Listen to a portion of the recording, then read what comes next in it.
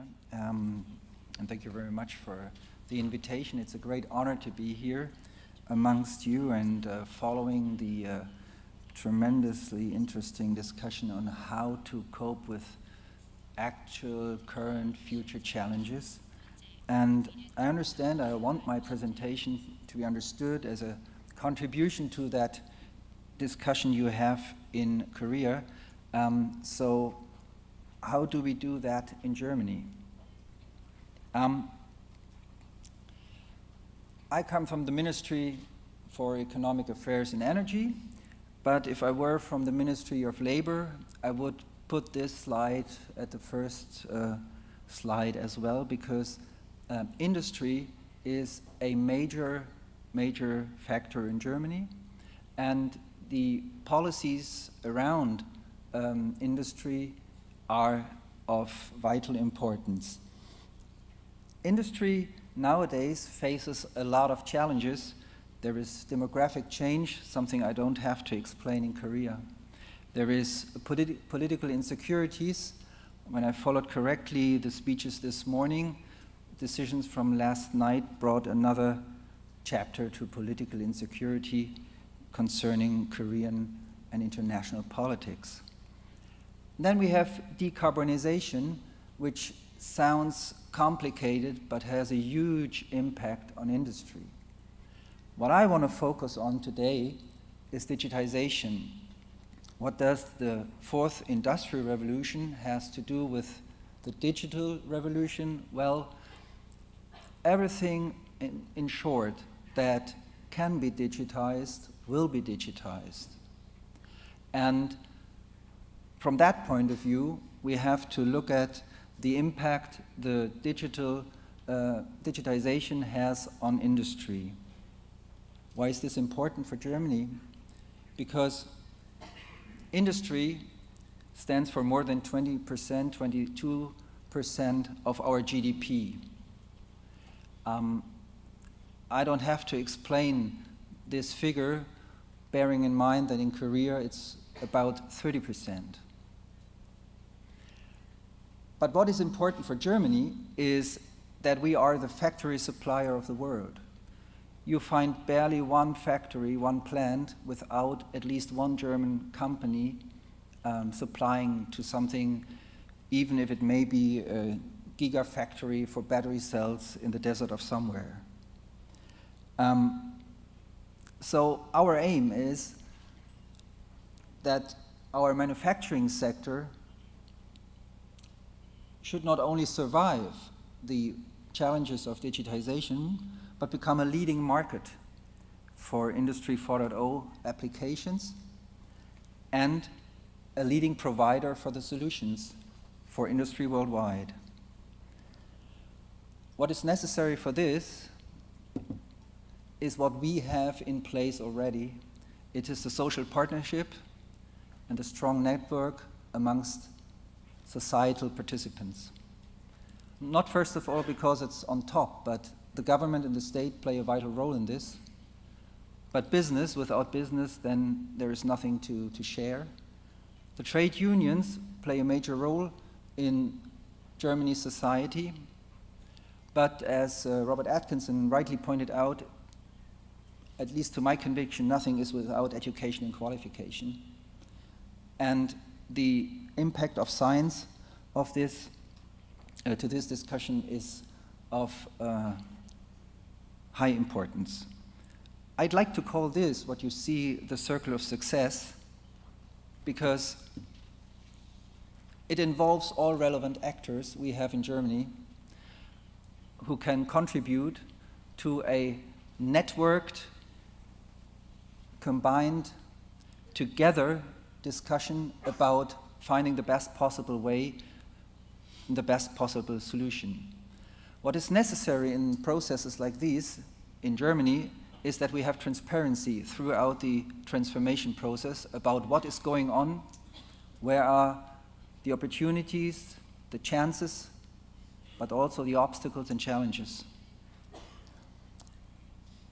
SMEs play a major role in Germany, so they are in the focus of our network, but in particular of the government.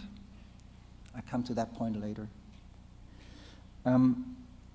Why is this important?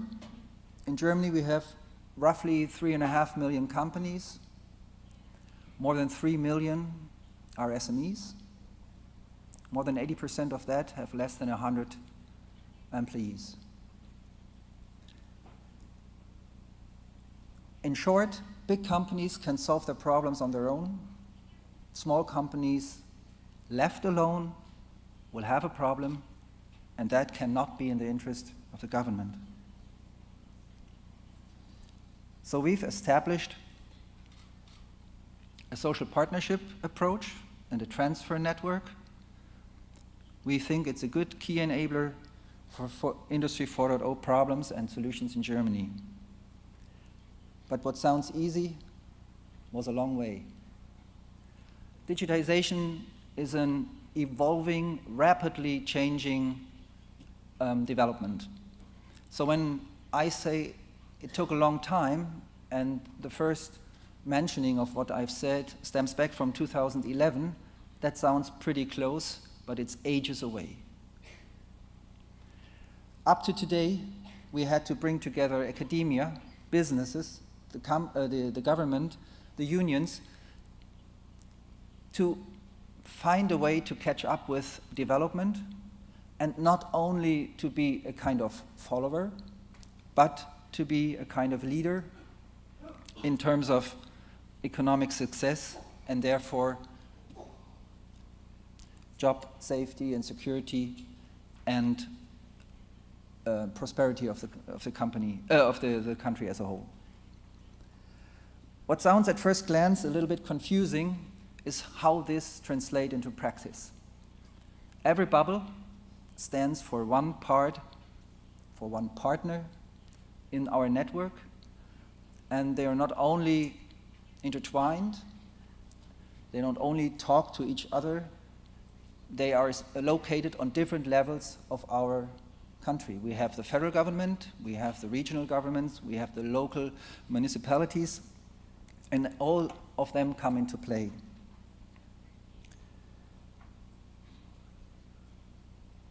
And if you want to bring your policy across, if you want to bring your message across, if you believe you've understood how things should evolve, then in Germany you have to bring them all to the table, because otherwise there will be no chance that it trickles down to the bottom line. Why do we need this? Because those three pillars you see are, to our understanding, of core importance in the discussion. There are benefits to our conviction that are visible or need to be achieved. First of all, the economic pillar. There is a growth potential up to 78 billion euros until 2025, which is not few.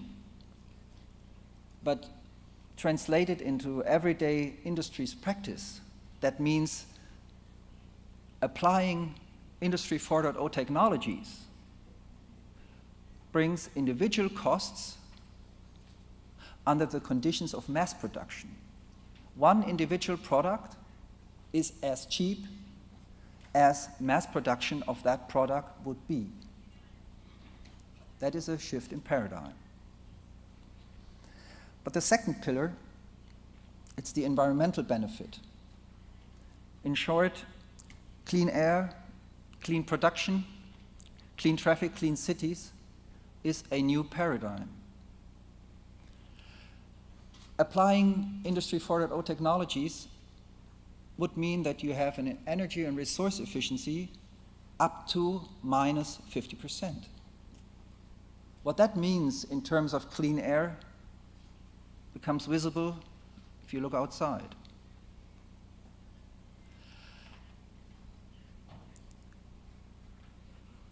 We have in Germany no large city as you have with Seoul here in Korea. But we need to make our industry production compatible with urban life as well, because we want employees and companies be part of the city situation, to interact with the city society, and therefore we need a kind of clean production coming back to the city centers, making commuters every morning, every night, giving them the opportunity to have short ways to work. The third pillar is, for the German society, extremely important because it's the social benefit and not only the social impact of technology. You've perhaps all heard about a cobot, which is some kind of a robot that is supporting someone at the shop floor producing a product, for instance, a car, holding the door, that in particular older workers would have problems with. And the smart assistant systems support those employees. But the second factor is that we have a kind of better work. It's not the traditional way of thinking in work-life balance. It's more the appeal of work that is better now, it's improving. And it gives everybody the autonomy for social inclusion. Now, what does this mean in practice when you look at companies? We have to rethink the value chains. We have vertically integrated value chains. We have horizontally dependent value chains. But what is really happening through digitization is that it does not matter any longer if factory 1, 2, or 3 are in the same place, if they are perhaps scattered around the country or the continent or global village. So, from a company's point of view, it does not matter any longer where you are located. The most important thing is that can you trust your data and your data supply chain in terms of delivering a product to the market and under the new circumstances. Again, one level lower, in the shop floor. What is happening today is that literally every part of every stage of the production process is affected by digitization. It's not only at a certain station, at a certain process point that digitization is applied. It's virtually almost everywhere. And as I said at the beginning, what can be digitized will be digitized. Here you see the result. What are the consequences for companies and, in fact, later on, for those who are setting the framework? Well, in short, it's the skills. If you skill up your current workforce, employees, that is one thing. But you have, I spoke about the rapidly evolving development and situation. You have to adapt school learning programs, university programs. All this has to, somehow be intertwined in order to have the workforce properly skilled for the new working reality. So we need to skill up, and we need the necessary skills for future workers, for in particular the younger people. But what they in particular need is the ability to cope with a new challenge. Once they're out of school, they won't learn any longer school stuff. Once they're out of university, they won't learn any longer university stuff. Once they're in the company, they have to learn to be part of the production process every day, every week, in a new way because of this new situation. And how do German companies cope with that?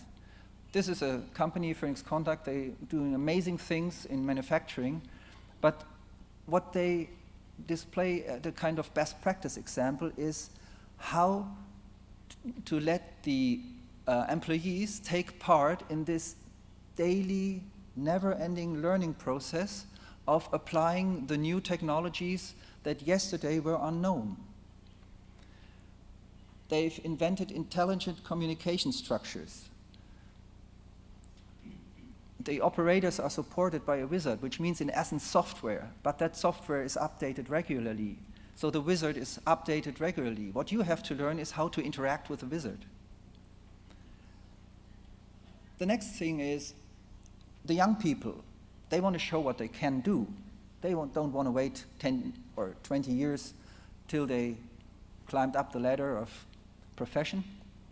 So this company, as a lot of others as well, but this company has a particular supporting scheme for the young people to take part in a joint training program, to combine all the new technologies and with a twist. In this case, it's a kicker. And the third pillar for those companies is the open research and demonstration platform for digital transformation. Not everything that will be applied, that can be applied, will be applied, unless you had the chance to test it. And this is what they are doing more and more in comparison to former days when, in particular, German companies developed something, and after having developed it to bring it to the market, they didn't change it a lot or were looking for options or other ways of shaping it. This is long gone, and now they have to cope with different scenarios, how to invent and shape a product.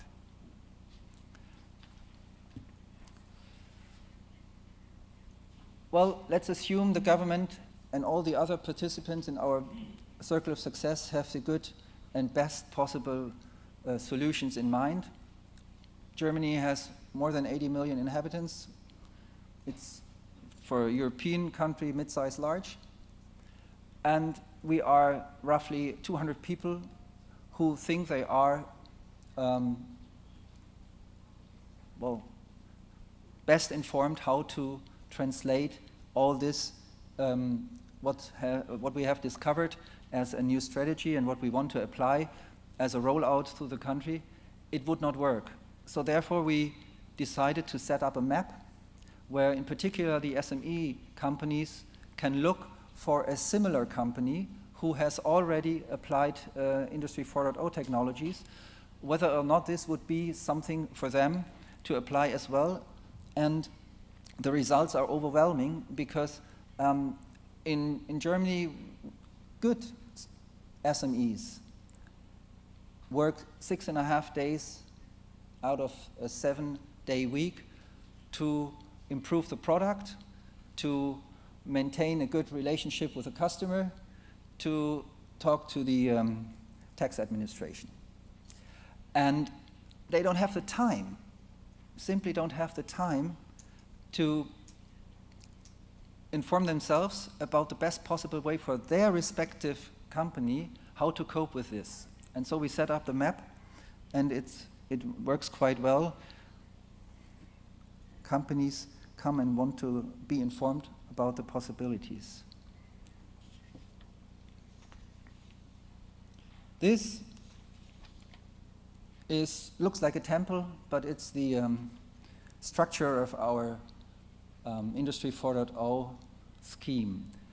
The roof is political guidance. Then we have 3 pillars. The left one are the experts from the companies, all together looking for the possibilities to cope with the challenges, to find ways to work together without being in a competitive situation. They're looking for standards, they're looking for framework requirements, they're looking for skill requirements. The middle pillar is the strategic guidance, where all participants, in my opening remark, mentioned, come together to discuss how to proceed, which means you have the companies, you have the government, you have the business, you have the federations, you have the unions, and they're all together in that strategy group, and they discuss how the best way forward. And the third pillar in yellow is the standardization outcome of all of this, which is, to our conviction, extremely important, because one core element of this platform, Industry 4.0, is to find the future standards. And as you all know, 20 companies with 20 standards, that might be interesting, but it's not competitive. So our platform provides technical publications and discourses for science, for the economy, for politics, in terms to interact with them, to get input, and to feed into a discussion that is going on. They want to give the SMEs the guidance the government cannot give because of human resources capacity problems, that's obvious. And in terms of standardization, they are there for the international exchange, because otherwise it would not be possible to see it as a kind of a best practice. They have 6 working groups. I just mentioned the upper left. This is reference architecture, standards and norms. And the lower right, it's the business models of the future. These two are extremely vital. Find the standards and find the future business models, and this is what's happening there. The online map, I've already mentioned, but we have a library as well, where all the companies interested, all the multipliers interested, can find over 50 publications to find their way through. And we are offering a tailor-made support with our compass, which means if you have a problem, go there and we find someone who's going to help you out. But the government has another job to do, and that is the international cooperation. We have a memorandum of understanding with the Industrial Internet Consortium with the US, with France, Italy, China, Japan, Australia, and recently Mexico. What we think is important about that is it's not only that we understand each other, it's also the development is so rapid that we need to have open standards. Afterwards, there is the competition. But to talk about the open standards is the value added from the government point of view, because, as I've mentioned before, it might be useful for you as a tiny company to work with a homemade standard, but at European and international level, that is quite useless. There you have to follow other rules. Thank you very much.